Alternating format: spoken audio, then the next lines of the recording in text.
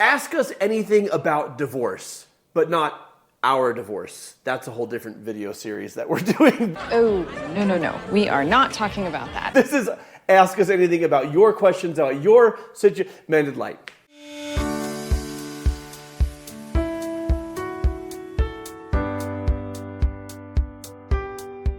I have questions for you. Yeah, I have questions from our audience to you as a professional. Well, I think it's to us, though. Like, to me as a professional, to you as just a general beacon of wisdom and light. Wow. Yeah. Oh, that's quite a compliment. Yeah. Thank you. Okay, let's get this started. So here's our first question.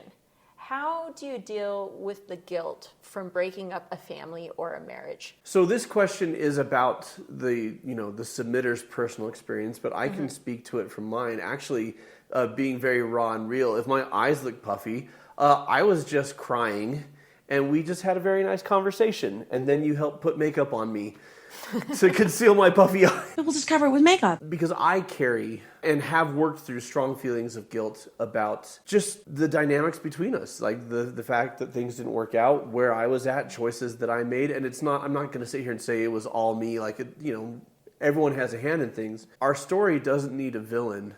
But I feel like if there's a villain, it's me. I'm the villain! And you said something really beautiful, which is like, these are the wounds that we brought into our relationship. And in my case, the insecurities and the fears that I was wrestling with. These are the choices that they made, and this is where it's led us. But being able to apply the concepts of grace, concepts of forgiveness, concepts of understanding, to meet each other with accountability, to meet each other without judgment, has been healing. And in our story series, we're going to talk about what that looks like for us. The question was specifically asked the guilt, right? Yeah. And I'm just going to say something that I've heard you say dozens, if not hundreds of times, that guilt only serves a purpose to the extent that it motivates changed behavior. Yeah. And I'm not going to get too far into this, but everything has an energy. Like, that's the study of quantum physics.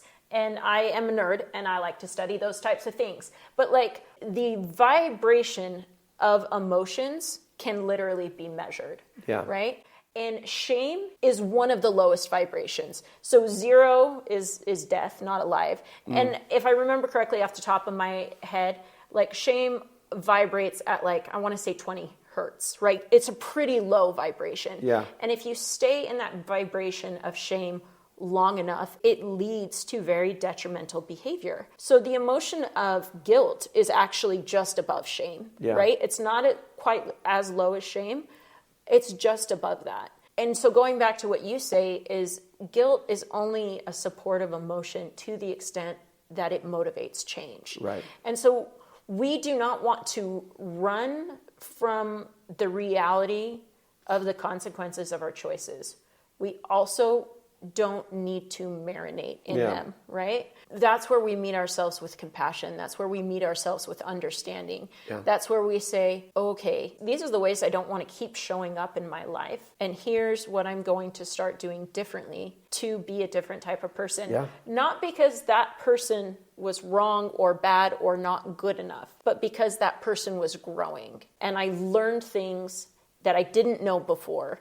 And now I'm going to apply them and show up in that way. Well, and something you said to me in this conversation that relates to that, the conversation we just had, is that you didn't see me as the villain and that the story doesn't need one. So how do you handle the guilt, right? How do you deal with the guilt of breaking up a family or marriage? First of all, if it's actually guilt, the answer is pretty simple. Guilt should be about a behavior that we chose that we can change. If we change the behavior, the guilt served its purpose and it's time to let it go. And so that's actually pretty straightforward, but maybe the root of the question is, how do I deal with shame? How do I deal with self-loathing? How do I deal with self-blame? Because that runs a lot deeper. And something that I've learned from you that has really helped me, just taking stock, right? Try to learn and grow and move forward. Nothing is truly a failure if you learn from it.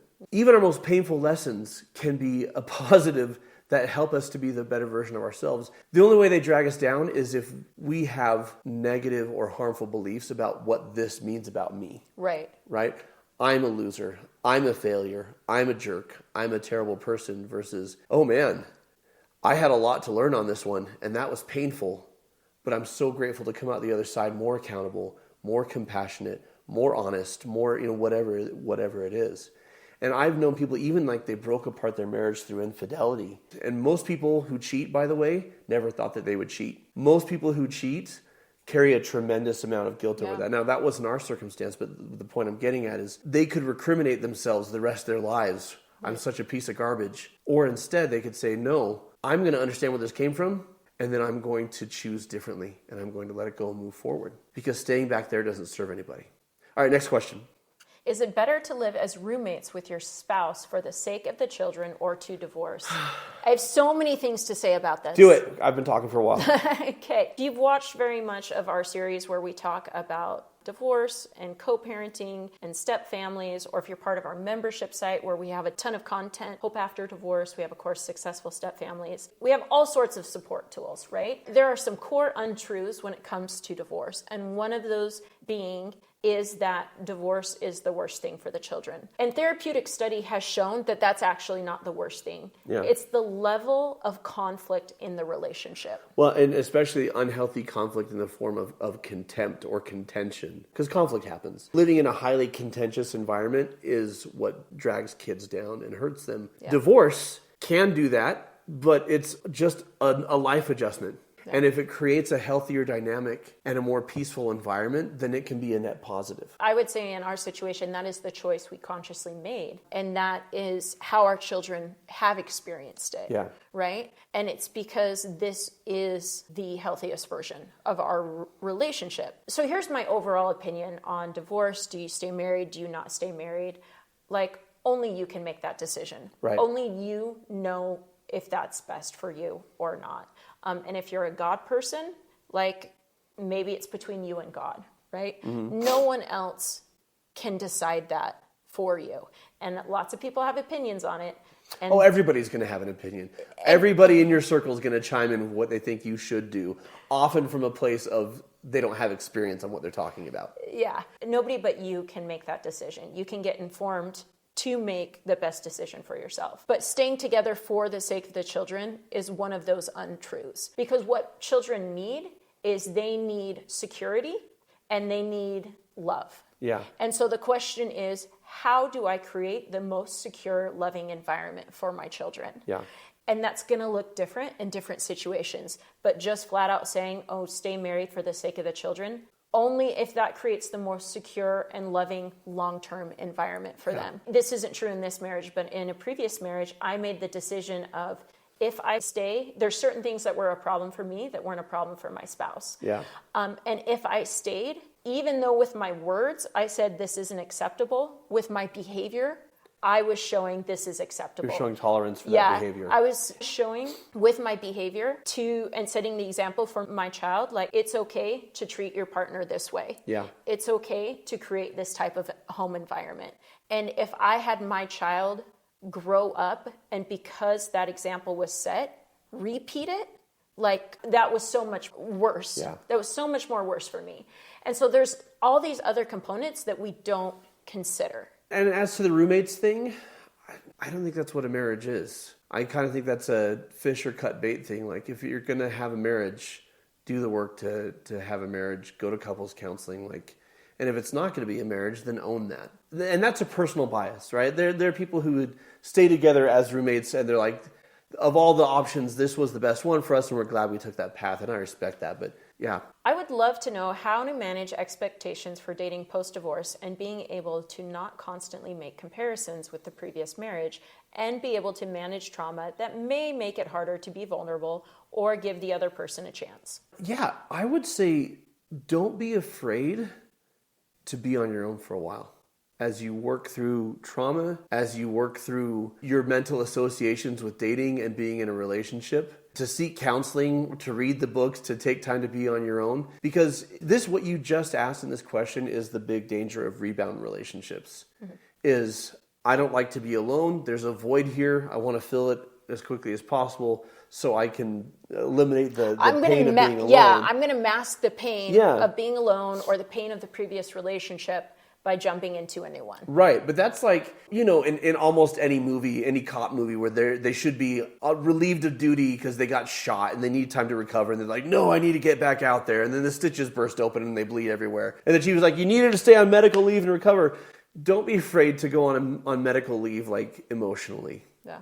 Don't be afraid to say, I'm gonna take that time, and then when I enter into a new relationship, when I feel triggered, when I feel afraid, to stop and then calm down and then assess, okay, is that because what this person is doing is like what my other partner was doing? Or is it because I'm projecting? Like these fears, these anxieties, and to take the time to actually challenge and question instead of just accept whatever you're feeling is the situation. Yeah, well, and because this question was specifically about dating and dating post-divorce, and we don't have time to go into all of it right now, but we have a healthy dating course where you walk through the steps of building that healthy relationship. And that coinciding with like our Hope After Divorce course, having been someone who's walked both those paths. And I remember when you got certified to teach how to avoid falling in love with a jerk. And, was the course, and you were doing these video trainings, and so you were doing it at night, in our front room. I'm doing laundry, cleaning the kitchen, whatever. And I'm listening to this and I'm like, this is really helpful information. Yeah. Everyone needs this. Yeah, everyone needs this. And so I would say if you're looking for those principles of how to date in a healthy way, go check out that course on the membership site. It is super supportive. Link for our membership site with a discounted sign-up rate is right here, also in the description below. Now, if you want to get your own questions answered in an Ask Us Anything video, either about divorce or really whatever you want to pick our brains about, let us know right there in the comments below. Until next time, folks, keep shining. We need your light.